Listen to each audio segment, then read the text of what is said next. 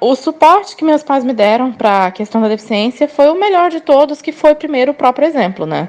Os dois deficientes visuais, então tudo que eu aprendi com eles. Mas a questão principal é que a minha mãe, ela é professora, ela trabalha ainda hoje, né, com educação de pessoas com deficiência a vida inteira.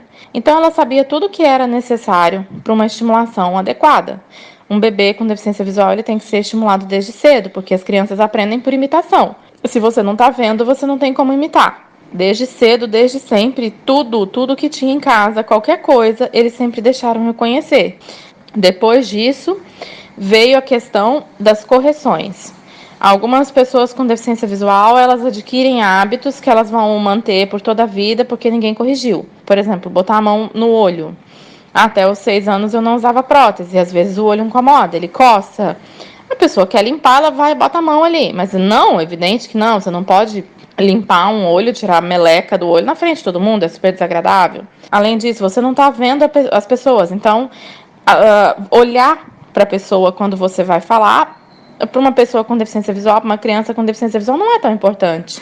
Ela não está vendo, então ela não sente aquela necessidade. Mas é horrível para o interlocutor falar com alguém que está de costa para ele ou que não está olhando para ele. Fora isso, não permitir nenhum hábito estranho. A pessoa com deficiência visual, ela não tem interesse visual em nada. Então, às vezes, ela costuma ficar com a cabeça um pouco mais baixa. É uma posição confortável, como ela não tem nada para olhar mesmo. O que tem, né? O organismo não sente necessidade de mudar.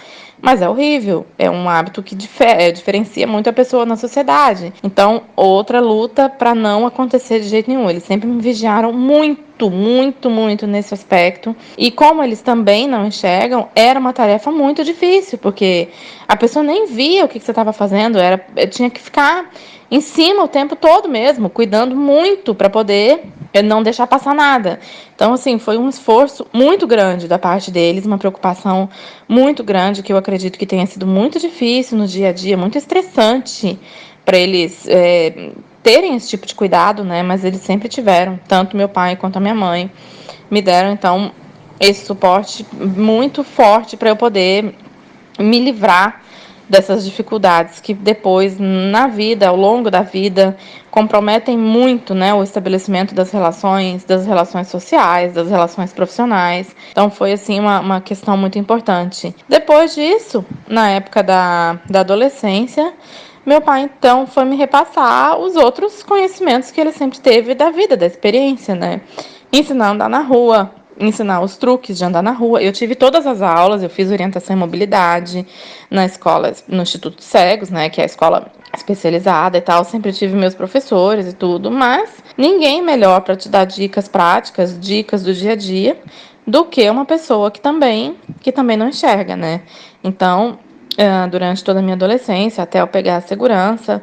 Então, ele que me ensinou toda essa lógica, que me ensinou os detalhes que a gente devia prestar atenção, o que facilita.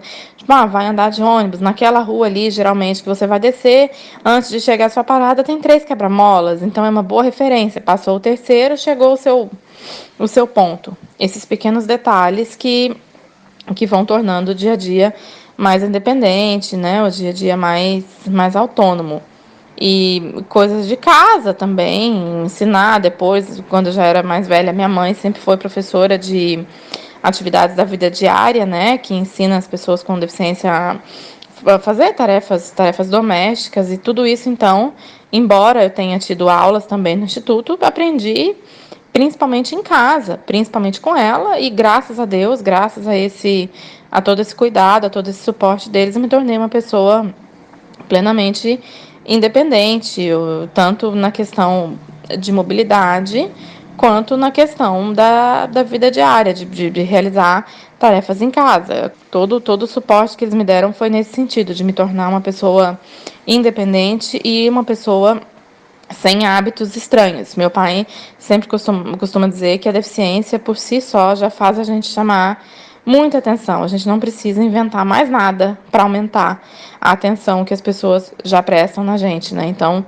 todo o tanto que você puder se comportar de uma maneira que a sociedade considera adequada, de uma maneira normal, é o que vai nos abrir as portas para a gente conseguir, com menos dificuldades, né, as coisas que a gente almeja.